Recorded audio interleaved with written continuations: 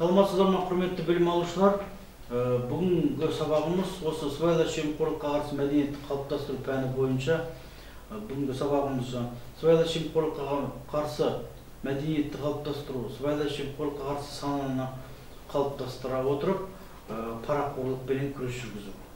Парақорлық қылмыстармен күрес жүргізу. Демек, осы сыбайлас жемқорлыққа қарсы іс-қимыл туралы заңдағы 9-шы баппен сыбайлас жемқорлыққа қарсы мәдениетті қалыптастыру сол жаңағыдай сабағымен, тақырыбымен қылмыстық кодекстегі 366 бап, 367 бап, 368 баптар парақорлық қылмыстарымен тығыз байланысын бүгін талдап кетеміз. Бүгінгі сабағымыз өзі екі бөлімнен тұрады. Қазір бірінші бөлімін айтып кетейік деп тұрмын. Демек, осы сыбайлас жемқорлыққа қарсы іс-қимыл туралы заңның 9-шы бабында біз енді сабақ сайын айтып отырмыз. Оны өйткені біздің өзі пәніміздің атауының өзі де сыбайлас жемқорлыққа қарсы мәдениетті қалыптастыру, мәдениет негіздері сабағы.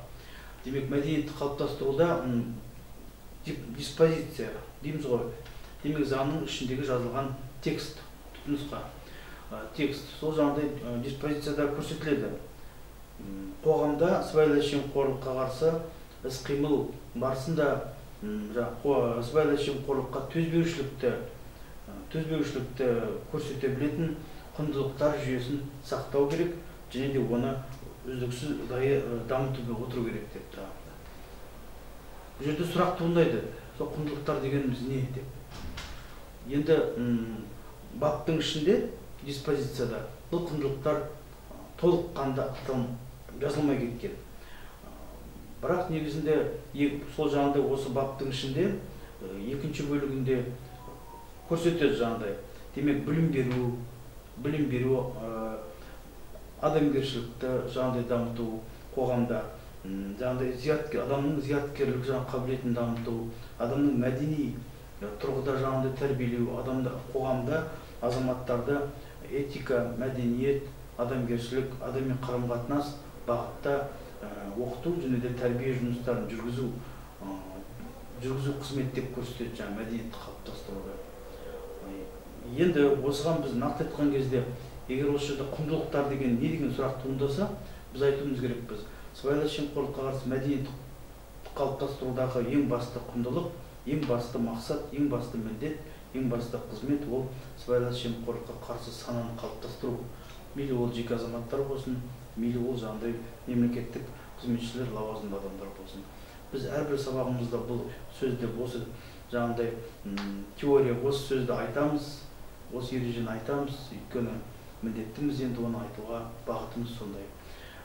Демек, осы жерде жағдай сыбайлас жемқорлыққа қарсы мәдениетті қалыптастыруда, сыбайлас жемқорлыққа қарсы сананы қалыптастыруда, сыбайлас жемқорлыққа қарсы тұра білу қабілетін қалыптастыруда, әрине, бұл жерде көрдіңіз бе, доктриналық, ғылыми бағытта түсіндірмелер жүргізіп отыру керек. Және де бұқаралық ақпарат құралдарында осы жағдай ресми мемлекеттік органның қызметшілері, прокуратура, ұлттық қауіпсіздік комитеті, ішкі істер органдары, департаменттің қызметшілері, тергеу органның қызметшілері, экономикалық қылмысты тергеу департаменттің қызметшілері, сыбайлас жемқорлыққа қарсы іс-қимыл департаментінің қызметшілері және басқа да мемлекеттік органның қызметшілері осы жағдай мәдениетті қалыптастыруды үгіт-насихат жасап, ресми түсіндірме жүргізіп отыруға міндетті бұқаралық ақпарат құралдары пайдалана отырып. Демек, енді осы жерде көрдіңіз бе, парақорлықпен қандай қатыс? Парақорлық баптарменен. Қылмыстық кодексте 366, 367, 368 баптар пара беру, пара алу, парақорлыққа делдал болу қылмыстары көрсетілген. Диспозицияның төмен жағында санкция, демек жазалар көрсетіледі бұл жерде. Енді біз жалпылық қылмыстық құқық туралы толық мағлұматты қылмыстық құқық пәнін оқыған кезде, қылмыстық құқық ғылымын талдаған кезде айтып отыратын боламыз. Бірақ осы жерде сыбайлас жемқорлыққа қарсы іс-қимыл туралы заң тікелей қылмыстық кодекспен, Қазақстан Республикасының қылмыстық кодексімен өте тығыз, өте тікелей байланысты баптарында бірін-бірі толықтап отырады деп те айтуға болады. Осы жерде жаңағыдай осы сыбайлас жемқорлыққа қарсы сана мен сыбайлас жемқорлыққа қарсы тұра білу қабілетін қалыптастыру кезінде үгіт насихаттар жүргізген кезде бұл жерде жаңағыдай әсіресе мына тергеу органдары, прокуратура органдары, ұлттық қауіпсіздік комитеті органдары жаңағыдай осы қылмыстық кодекстегі пара беру мен пара алу, парақорлыққа делдал болу қылмыстары жайлы жаңағыдай толыққанды тақырыптарды талдап түсіндірме жұмыстарын жүргізіп отыру қажет. Жүргізіп отырады да. Енді 360 біз енді айтып кетейік, мына жерде 366 бабымызда пара алу бірінші. Пара алу. Демек, мемлекеттік қызметшінің лауазымды адамның басқа бір жаңағыдай мемлекеттік қызметшіден, болмаса басқа бір жеке азаматтан заңсыз жолмен өзінің қызмет бабын пайдалана отырып, өзара жаңағыдай уағдаластықпен келісе отырып, келіссөз жүргізе отырып, заңсыз басқа бір адамның мүддесін, оның қалауын, оның еркін жүзеге асыру мақсатында оны жалпылай одан ақшалай, заттай, мүліктей, сыйақы пара алуы. Осы пара алу қылмысы деп саралаймыз. Осы жерде қылмыстың құрамын талдап кетуіміз керек біз. Бұл жерде жаңағыдай қылмыстың объектісіне тоқтайтын болсақ, бұл жерде мемлекеттік аппарат, әрине қылмыстың объектісі, мемлекеттік аппарат, мемлекеттік қызметтің жаңағыдай тәртібі, мемлекеттік қызметтің ережесі былайша айтқанда. Объективтік жақтықта енді пара алу, пара беру әрекеттері әрине жаңағыдай заңсыз жолмен жүзеге асырылады. Қызмет бабын пайдалану жолмен.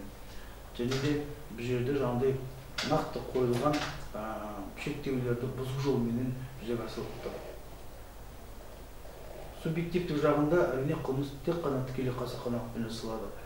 Егер бір адамдар бұл жағында жанама қасақаналықпен жасалған қылмыс дейтін болса, ол үлкен қателік болады. Бұл өзі пара алу, пара беру қылмыстары, парақорлыққа делдал болу қылмыстары тек қана тікелей қасақаналықпен жасалады.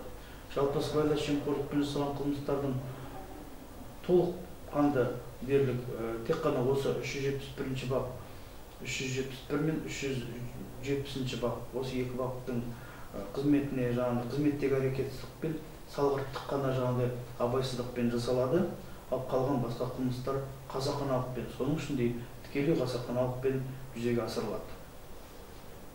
Әрине кейбір қылмыстарда, сыбайлас жемқорлық қылмыстарда жанама қасақаналықпен де жүзеге асуы мүмкін, кейбір фактыларға байланысты. Бұл жөнінен біз келесі сабақтарда талдап кететін боламыз. Енді осы жерде жаңағыдай субъект, әрине мемлекеттік қызметшілер, лауазымды адамдар, мемлекеттік қызмет туралы заңның негізінде мемлекеттік қызметті жүзеге асыратын қызметшілер, былайша айтқан кезде мемлекеттік аппараттың қызметшілері. Осы жерде айта кетуіміз керек, біз кейде сұрақ қояды кейбір адамдар. Осы құқық қорғау органдары, прокуратура қызметшілері, ішкі істер органдары да мемлекеттік қызметші болып саналын ма деп кейде жастар сұрайды. Әрине, да, мемлекеттік қызмет өзі жалпылай дейінде көрдіңіз, бұл өзі құқық қорғау қызметі, правоохранительная служба мемлекеттік қызметтің құрамына толығымен енеді. Әскери қызметте мемлекеттік қызмет құрамына енеді. Суд, сот органдары, жоғарғы сот, облыстық қалалық соттарда мемлекеттік қызметтің құрамына енеді. Парламент депутаттарда мемлекеттік қызметшілер, ал маслихат депутаттарына келетін болсақ, маслихат депутаттары өздерінің жанында депутаттық мандаттарын алған күннен бастап мемлекеттік қызметші болып саналады. Және де мандатты өткізіп, өздерінің мерзімі, депутаттық мерзімі аяқталғанға дейін мемлекеттік қызметші болып саналады. Яки болмаса мемлекеттік қызметтен босатылған жағдайда ол мемлекеттік қызметші атағынан мемлекеттік қызметші жаңағыдай статусынан басының статусын тоқтатады. Енді айтып кетуіміз керекпіз бұл жерде. Айтып кетуіміз керекпіз. Жаза тағайындау, санкция. Санкцияға келетін болсақ, біз қылмыстық кодексте сипаттамалы диспозиция аяқталғаннан кейін төмен жағында санкция тұрады. Осы 366 бап бойынша әрине біз бұл жерде байқаймыз, санкцияны айтып кетейін, бұл жерде мүлікті тәркілеу бар, ол қосымша жаза. Қылмыстық кодекстің 40-41 баптарында жазалардың түрлері көрсетіледі. тікелей жазалар, негізгі жазалар демек, кешіріңіздер, негізгі жазалар основные наказания, және де қосымша жазалар. Соның ішінде жаңағыдай мүлікті тәркілеу ол қосымша жаза. Мемлекеттік қызметпен айналысу құқығынан өмір бойына айыру ол да қосымша жаза болып саналады. Және де осы жерде бірінші бөлімде 5 жылға дейінгі мерзімге бас бостандығынан айыру. Бұл негізгі жаза болып саналады. Екінші бөлігінде 3 жылдан 7 жылға дейінгі мерзімдегі бас бостандығынан айыру. Төртінші бөлігінде 10 жылдан 15 жылға дейінгі мерзімге бас бостандығынан айыру жазасы. Қосымша жаза ретінде мүлікті тәркілеу және де мемлекеттік қызметпен айналысу құқығынан өмір бойына айыру қосымша жазасы көрсетілген. Енді бірінші бөлігінде жалпылай қылмыс санаттарына тоқтайтын болсақ, бізде қылмыстық кодексте 11-ші бапта қылмыстардың категориясы көрсетіледі, қылмыс санаттары.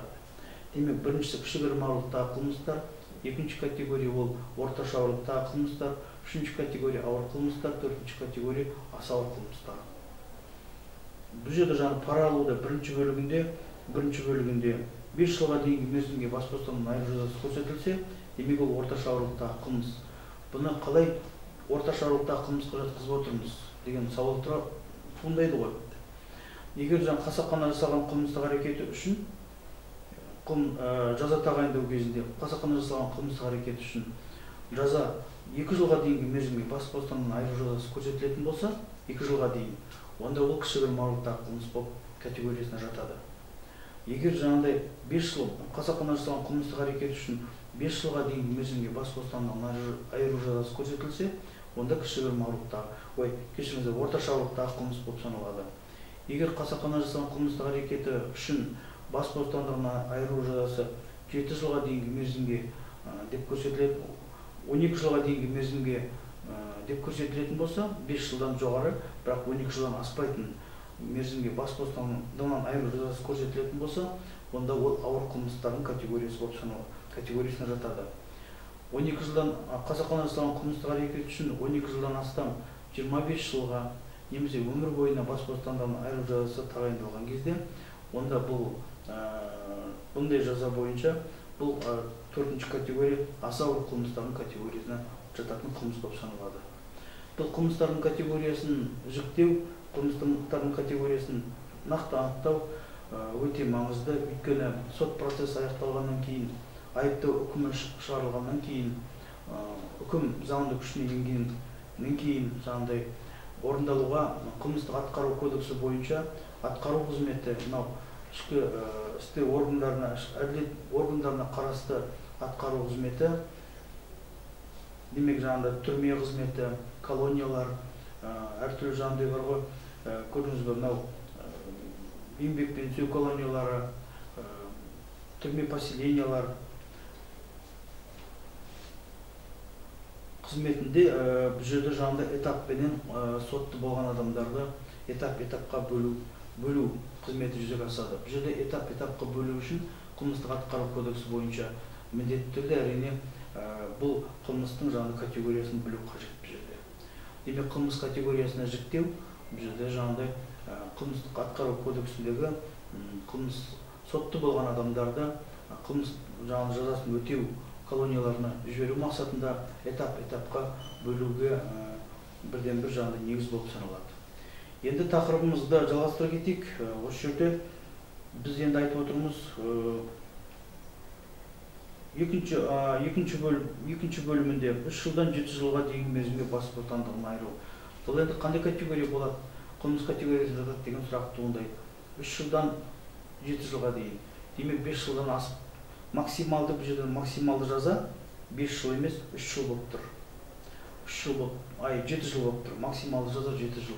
Егер максималды жаза 7 жыл 5 жылдан асып кеткен болса, онда жаңағыдай бұл ауыр қылмыстардың қатарына жатып тұр. Неге? Өйткені қасақана жасалған қылмыстық әрекеті бойынша жаза тағайындау 5 жылға дейін болса, онда орташа ауырлықтағы қылмыс деп көрсеткенбіз.